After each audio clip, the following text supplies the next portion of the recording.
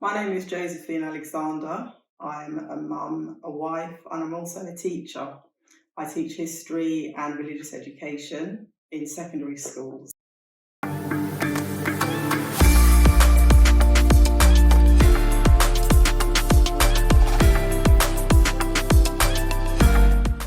Joe, or should I say Josephine, which do you prefer? I don't mind. I think Joe. Yeah. Although when I think of Josephine, I always think of Josephine Baker. Have you heard of Josephine Baker before? Yes. Do you think you're anything like Josephine Baker, really, Joe? In some ways, yes. She was often the only black woman in her environment, and I sometimes am as well. And how does that make you feel? It used to make me feel awkward, but now I feel quite proud in terms of it being I am just who I am. I don't really worry too much about what else is going on around me. I will also say that you're just as beautiful as Josephine Baker. Your eyes are just like incredible. Do you get that often? No? Well, I tell you, that's the case. So here's the thing, but you also mentioned about being proud and being black and being in an environment where sometimes you're the only black one. You're still being so used to being that and just getting on with it. And there's such similarities with Josephine Baker, wouldn't you say? Yes, definitely. There are quite a few similarities. But I think she's probably a bit more flamboyant than I am. Do you ever aspire to be flamboyant? I used to. When I was younger, it was fashionable to be outgoing, but I've actually come to accept that I'm an introvert, and I'm okay with that. That's interesting. So, could you tell us a little bit more about that? About where you are now, Joe now, and Joe when you were much younger. Can you tell us about that journey? Aside from saying that, in addition to saying that you were much more extroverted when you're younger, and now you tell us about this journey. Well, I think younger Joe was much more involved in social activities and going out, and probably tried harder to fit in. Whereas Joe now isn't bothered about fitting in. I think people can accept me or not, and I'm fine either way. I feel less anxious because of that. I accept myself, and I feel calmer and much more peaceful about life. So very little troubles me. Isn't that incredible that when you sort of accept who you are, life is just calmer? Yeah, definitely. And do you find that people engage with you differently because there's a sense that she's pulled it together, like you're comfortable who you are? Do you sense that people see that also and because of that interact with you differently? Well, when I'm at work, people often say to me, "Oh, you're very calm," and we deal with quite difficult situations with working with teenagers. Yes, I think people come to me because they know that I am going to take a calm approach. I will try and find some sort of solution. I think I get more out of life than I expect now, because I don't really expect very much, because I'm quite content with what I have, and I tend to get more than I'm anticipating. So. I like that, how just being content with what you have, and because of that, you don't expect much more, and when it does come, it's much more than you actually wanted in the first place. Exactly. Is that a new sort of way of looking at life, or have you always been like that? I think it's probably come about in the past 5 years or so. Even with simple things like shopping, I used to be a real shopaholic. Every month, go out, get a new outfit, get new shoes, and I've actually just stopped all of that and tried to just live a more sustainable life, and I feel better for it. That's being so environmentally and socially conscious in those ways. That's very good. You're setting standards. That's great. Now, having said all of those things, what would Joe today say to 13-year-old Joe? That's a massive question. I would tell 13-year-old Joe to not worry about what other people think. I think certainly in the 90s, when I was 13-year-old Jo, there was a lot of pressure on teenage girls to look a certain way. There still is. And I think it didn't work very well for girls who were darker skinned black girls. And so I would tell 13-year-old Jo to realise that she's beautiful and clever and kind, and to keep going and not worry about the negativity of what the media was portraying and how that related to real life and how people interacted with black girls. I love that. The media's perception and imposition of life is real, isn't it? And especially and correct me if I'm wrong here, when the image that you see of beauty is not necessarily what looks like you. Exactly. And I see that with young girls who I have taught in recent years. So I definitely try and talk to them and try to encourage and motivate them and tell them that they're beautiful and encourage them to embrace themselves. You mentioned that you're a teacher. Yes. Based on what you said just now, I would like to think that you also convey a lot of that to your students too. When you say convey, in terms of encouraging, let them know that the standards of beauty is not just what is on in the media. Do you know what you mean? That you're all beautiful and smart and all of those things. Yes, definitely. And I think as you get older and you're happier with yourself, you're looking to share that happiness with other people. So you want to constantly motivate and encourage them. So if I see a younger version of me and I think, what would I have liked someone to tell me? I do try and say that to the students and see if I can encourage them to feel better about themselves. Yeah. I often think that parenting is not just at home. I also think there's parenting involved in teaching. Would you say so? Absolutely. In fact, there's a phrase called in loco parentis, which officially means that teachers have to act as the child's parent because the parent is not there. So I often tell students, the way I'm behaving towards you is how I would behave with my own children, and I hope that your parents would approve of what I'm doing. So, and I think once children know that and they know that you care about them, they are a bit more willing to cooperate. What age group do you teach? I teach 11 to 18. Oh my God, that's a very difficult age group also. Yeah. And how long have you been a teacher? I've been a teacher for 18 years. 18? My God, that's a long time. So you kind of grew up also in the whole process too. This whole, like you mentioned about the whole transition of being where you are now in the last 5 years. Yeah. That's incredible. That's incredible. And do you think your students have had in addition to other life experiences, do you think teaching has had a big impact on you becoming the woman you are now? Yes, I think in some ways, but I also think being a parent has had a massive impact because I feel as if I can relate more to the students and to their parents and be more sympathetic, show some empathy. When I first started teaching, I didn't have children and I wasn't married, I didn't have a family as such. So I was much more strict, much more of a disciplinarian as a teacher. When I had my own family, I could see the dynamics changing. So it made me a more humane teacher, I'd like to think. And so going back to what you said about the before having children, that you are more strict. Yeah. Now, would your children say you're the disciplinarian or the one that you think they can get get over quickly? Well, one of them has described me as strict but loving, and the other one has said, "Mum, you're just strict all around." Do you say to them, "Oh, you want to see me before I have children"?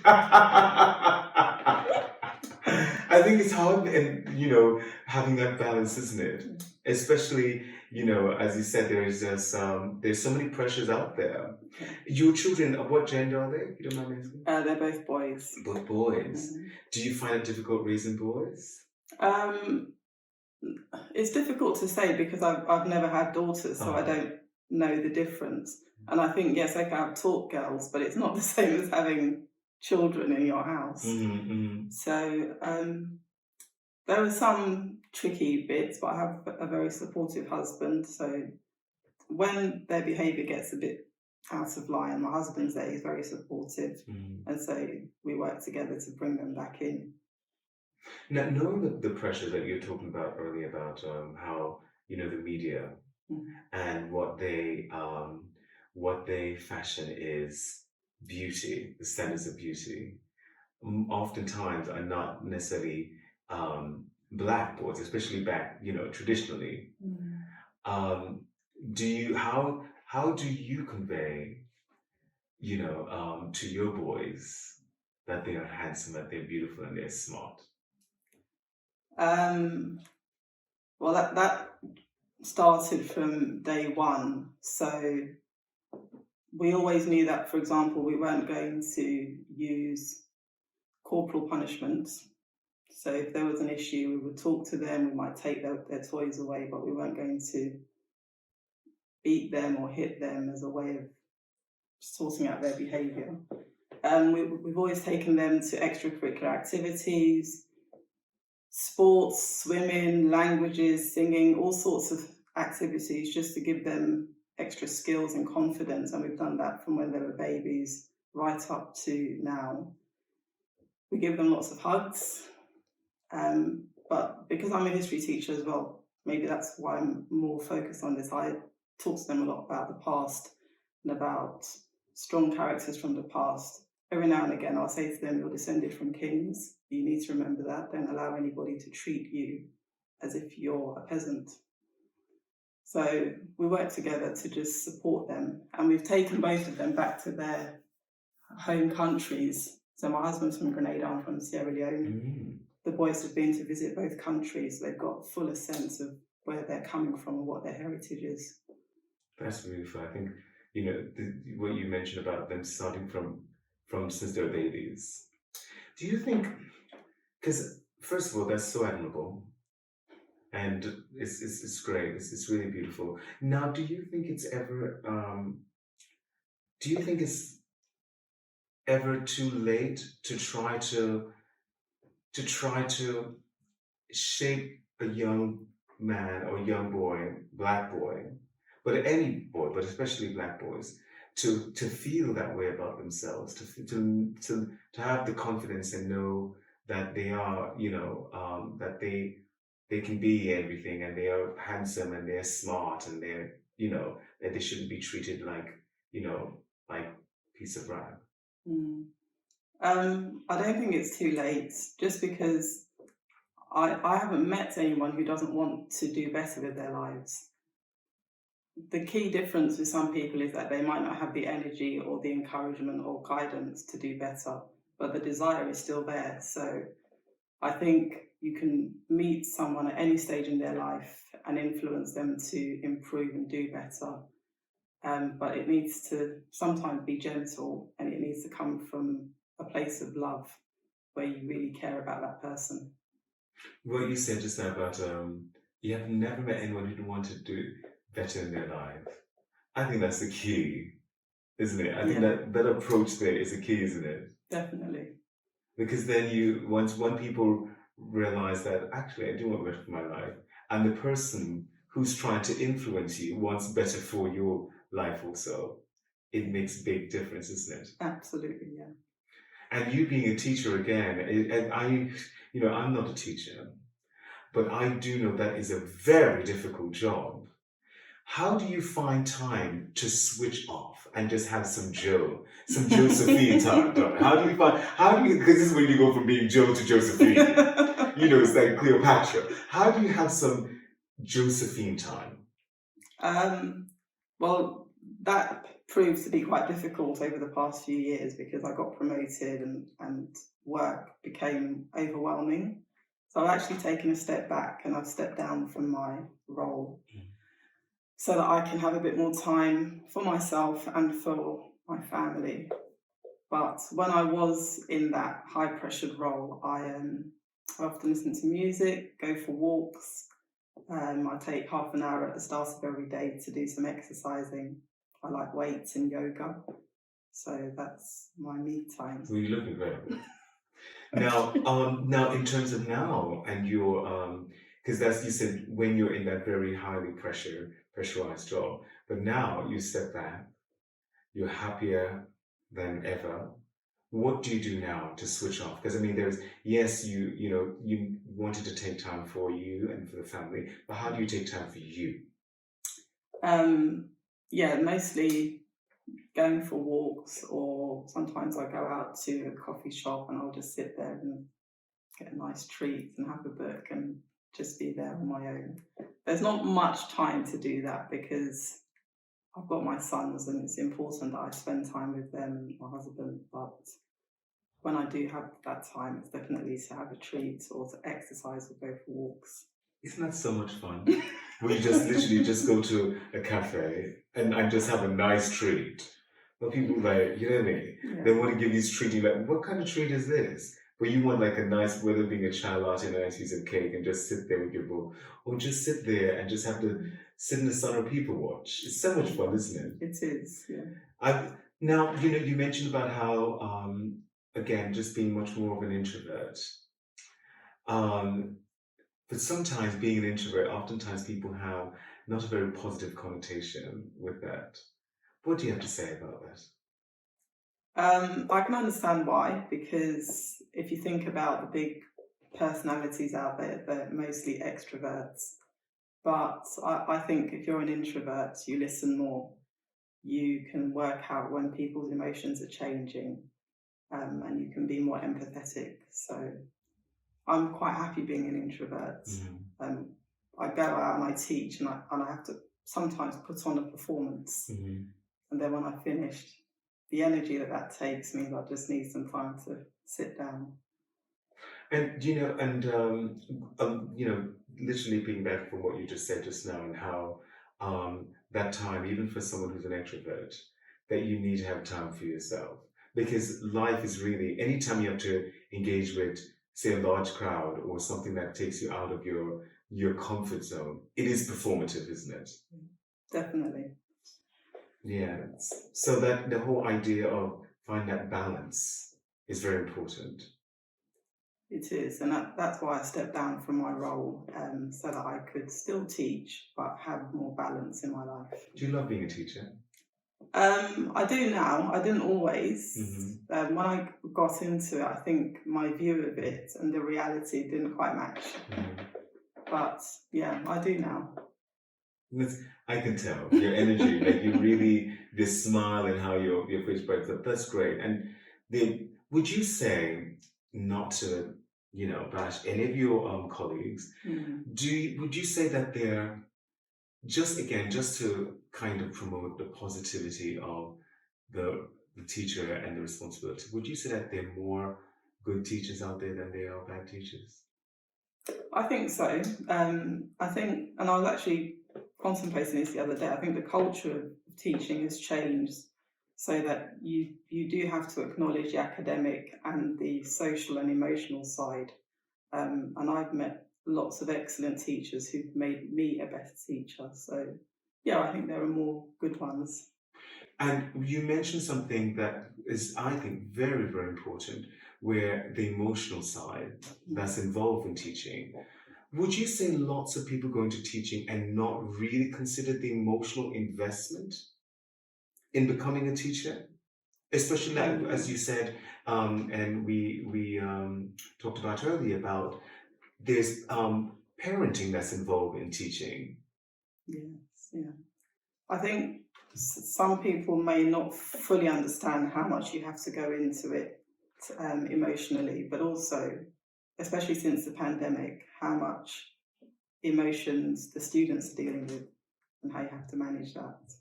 That's a very good point, especially with the pandemic. How are you finding, for you as a teacher now, how are you finding the responsiveness of your students post-COVID? Well, I don't even know if it's post-COVID yet, because it's still going on, isn't it?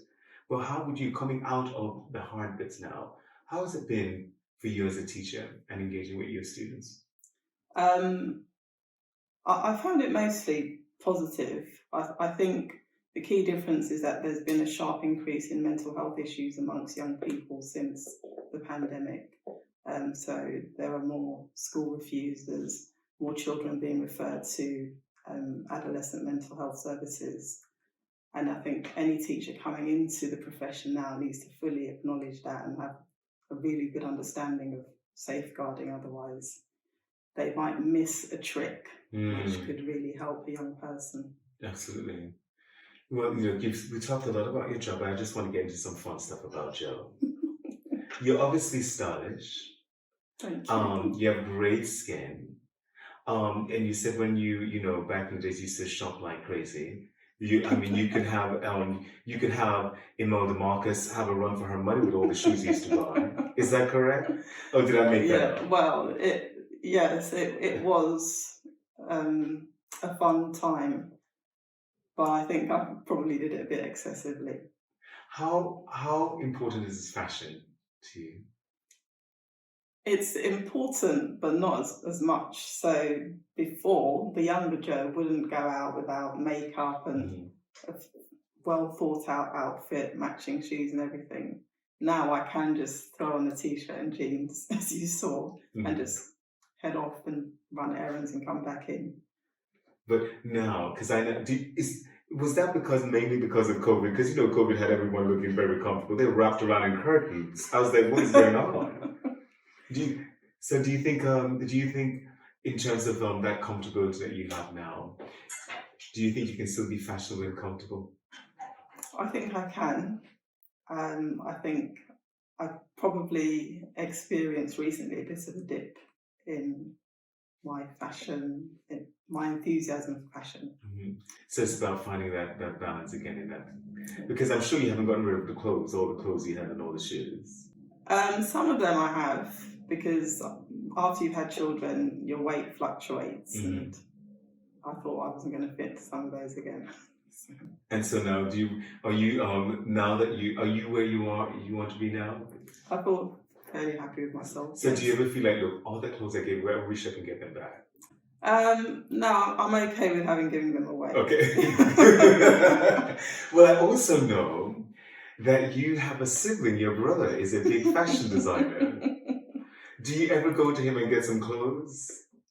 Sometimes, but not often. So you don't see any dresses in some of these magazines. By the way, what's your brother's name? His name is Emil Carr. Emil Carr. So do you ever go to him and say, Emil, look, I need a dress for this such an outfit, because and ask him to make it for you? Very rarely. Yeah? Yeah, very rarely. And how does it feel to have a brother who's a fashion designer?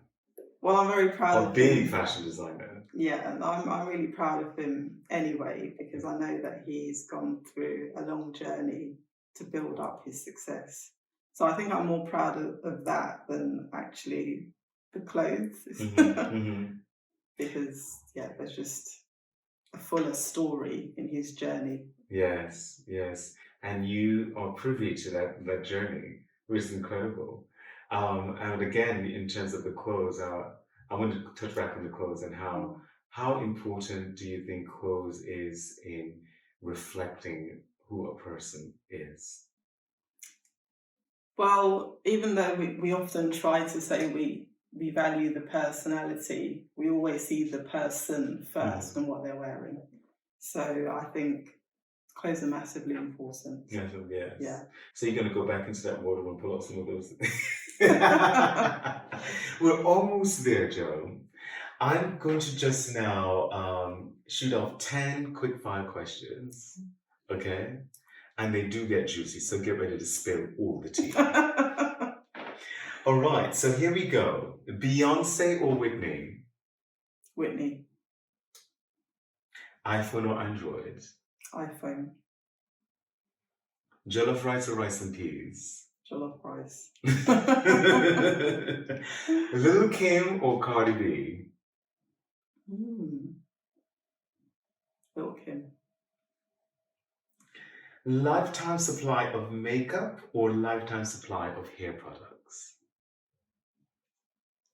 Makeup. Well-paid job in a toxic environment or low-paid job in a blissful environment? That's a tough one. I think low paid job in a blissful environment. Yeah. Cardio workout or muscle tone workout? Definitely muscle tone workout. Fish and chips or rice and peas and jerk chicken? Rice and peas and jerk chicken. Okay. Dragon's Den or The Apprentice? The Apprentice. A partner, this is a big one. A partner who prioritizes cooking or a partner who prioritizes cleaning? Cooking. I can do the cleaning. I don't like cooking. Well, there you go. Thank you, Josephine. That was amazing. Thank you. Did you enjoy that? Yeah, I did actually. Good.